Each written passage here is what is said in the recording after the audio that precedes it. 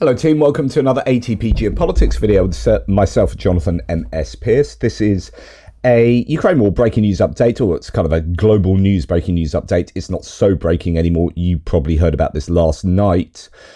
We hear that, or we know now that an earthquake has hit off Kamchatka, which is on the very eastern edge of Russia, just northeast of Japan, as you can see from the map there. And this has set off tsunami warnings around the region, also stretching across the United States, Canada, Alaska. We understand it was an 8.8 earthquake on the Richter scale, measured as being the sixth most powerful earthquake on record and the most powerful one since 2011. Quite incredible numbers there, although I think the worries about tsunamis may have dissipated somewhat. There have been tsunami, obviously, warnings all over the shop, and then some small waves or small, a metre and a half size waves that have hit, but there are worries that further waves will be bigger. The event is the most powerful full earthquake anywhere in the world since the magnitude 9.1 Tohoku earthquake in Japan in 2011, making it one of the 6 largest earthquakes ever measured globally. Okay, we hear that nearly 1 million people have been evacuated in Japan due to the tsunami threat following the major Kamchatka earthquake. Whales have been washed ashore in several locations, which is sad to see. And the tsunami is now moving toward the west coast of the US, Canada, Hawaii, Japan. We've had people as far as Indonesia, being warned, fishermen told not to go out in Indonesia, Papua, and places. Coastal residents are rushing to evacuate here in Japan. So, pretty big thing. I wanted to just discuss how it might affect Japan, really, and pertain to, Russia, and how it pertains to, the war in Ukraine. Let's just have a look at some footage here. This is of Kamchatka itself, I believe. And if we go right to the beginning, you can see that there are indeed, waves that have hit Kamchatka, as you would expect, causing problems there.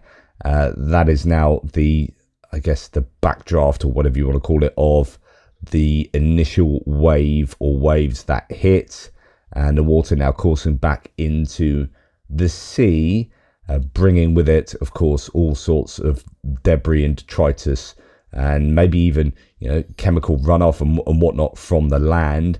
So it's always so much to consider when you have something like this happening. So that's happened in Kamchatka. We're going to go to a Tatarigami thread here. An earthquake with a magnitude of 8.7. It was initially thought it was 8.7. Now I'm hearing 8.8. Struck near Petropavlovsk, Kamchatsky, a city located in the same bay that hosts several key Russian submarine facilities and naval infrastructure. Given the quake's intensity and the resulting tsunami, some damage is possible. So actually this may have an effect on the Russian naval capabilities.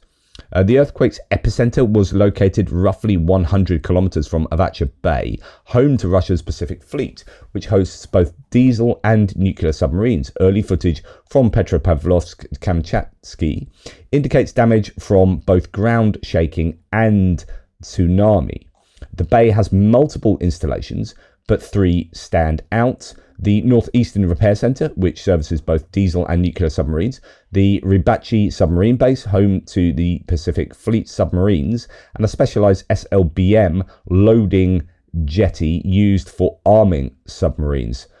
So I presume that's a ballistic missile loading jetty. The infrastructure is situated directly along the shoreline, elevated roughly 3 to 6 meters above the sea level. The extent of damage from the earthquake itself remains unclear. As for the tsunami, if wave heights exceed 3 meters, some impact to the facilities can be expected. As of the 17th of July, high-resolution imagery, which we can't publish due to licensing restrictions, shows 5 submarines docked at the pier. In lower resolution imagery from July the 20th, at least 3 are visible and marked in white. The location of 2 other submarines are marked yellow. High-resolution imagery that could allow for preliminary damage assessment is expected in the coming days. Once reviewed, updates will follow to stay informed and help increase visibility of this coverage. Like, share and follow and do all that kind of thing, says Tatragami. Okay. Here we have MT Anderson saying, wonder how the sub-piers and ammo loading piers are doing at Rybachi and Vilyachinsk after the 8.8 magnitude earthquake struck around 70 miles offshore about 20 minutes ago. So this is what he was saying, obviously, yesterday or very early this morning. And there is certainly a lot to consider with regard to the impact on the Russian naval capabilities, and I think that is something to watch out for in the next couple of days. A lot of news services are talking about the effect on the wider region, going all the way to the United States, Japan, obviously, and then even down into, as mentioned, Indonesia and places like that. So it's possibly easy to forget Kamchatka itself and the Russian naval infrastructure that is there. Now, we hear that around 60 people were evacuated from Kalaktrosky beach in Kamchatka due to the threat of tsunami. That's coming from Interfax in Russia, but not too much else to report with regard to the effect on the local area. Earthquake damage to Kamchatka to be assessed within a week. The fourth wave of tsunami reached Severokurilsk. We'll have to just wait and see what emerges over the next 24 hours or so. But I just thought I'd give you a little bit of an update and a little insight into what might be affected in the region. Anyway, on with the hits and losses video.